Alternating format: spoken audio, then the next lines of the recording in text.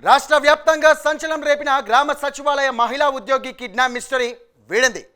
బలవంతపు పెళ్లి కోసమే ఈ కిడ్నాప్ జరిగినట్లు స్పష్టమైంది. కిడ్నాపర్ల చెర నుంచి పోలీసులు మహిళా ఉద్యోగిని రక్షించి తల్లిదండ్రులకు అప్పగించారు. ఈ కేసుకు సంబంధించి 5 నిందితులను అరెస్ట్ చేశారు.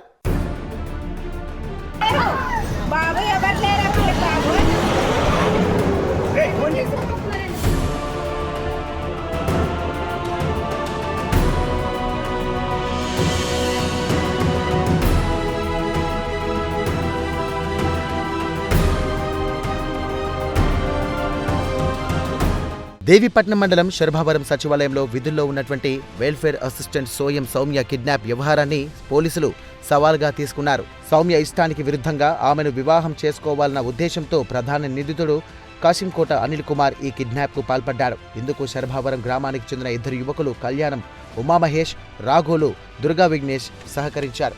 వీరి ముగ్గురిని పోలీసులు వైరామవరం మండలం పాతకోటలో అరెస్ట్ చేశారు. వీరితో పాటు సౌమ్య కదలికలపై రెక్కి నిర్వహించిన పోతవరం గ్రామానికి చెందిన మాడే మణిమోహన దొర, పూసం పవన్ కుమార్లను అదే గ్రామంలో అరెస్టు చేశారు.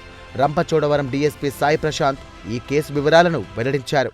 దేవీపట్నం మండలం సర్పవరం గ్రామ సచివాలయంలో జరిగిన అబ్డక్షన్ కేసు, ఒక మహిళని ఏదైతే అపహరణకు గురి చేశారో, సో ఆ వీడియో బయటకు రావడం జరిగింది. ఒక ఇన్నోవా కారులో కొంతమంది దుండగులు వచ్చి ఒక వెల్ఫేర్ అసిస్టెంట్గా పనిచేస్తుంది ఈమె అక్కడ. సో ఆమెను తీసుకెళ్ళిపోవడం జరిగింది.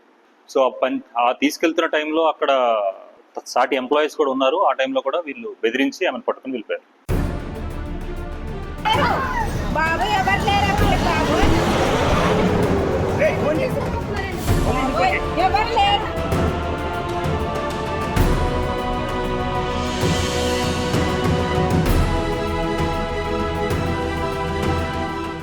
ఈ కేసులో మరో 2 కూడా పరారీలో ఉన్నారు. ప్రధాన నిందితుడు అనిల్ కుమార్ పై గంజాయి కేసుతో పాటు మరో 4 క్రిమినల్ కేసులు ఉండడం గమనార్హం.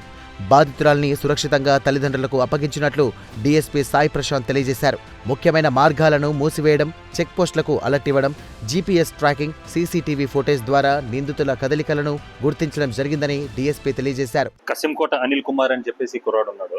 ఆ అమ్మాయిని ఇష్టపడిన తర్వాత వాళ్ళ పేరెంట్స్ ఒప్పుకోకపోతే ఎలా అయినా సరే, ఎట్టి పరిస్థితులు అయినా సరే అమ్మాయిని పెళ్లి చేసుకోవాలి, బలవంతంగానే పెళ్లి చేసుకోవాలి అన్న ఉద్దేశంతో ఈ అమ్మాయిని కిడ్నాప్ చేయడం జరిగింది. సో అది ఈ కుర్రాడు తలకు మెయిన్ మోటివ్, ఎందుకు తీసుకువెళ్ళారంటే.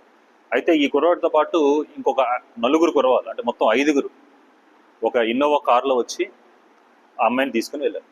ఇది 7వ తారీఖు 10:30కు జరిగింది. సో ఇది జరిగిన తర్వాత మనం ఈరోజు వీళ్ళు పట్టుకోవడం జరిగింది. ఈ పట్టుకోవడంలో మనం చాలా టెక్నికల్ ఎవిడెన్సెస్ చాలా తీసుకోవడం జరిగింది. సిడిఆర్స్ అనాలిసిస్ చేయడం అయితేనేమి, మన హ్యూమన్ ఎఫర్ట్తో పాటు ఇక్కడ ఉన్న ఎవ్రీ పాసిబుల్ టెక్నికల్ ఎవిడెన్స్ను కూడా వాడి ఈ కేసును ఛేదించడం జరిగింది.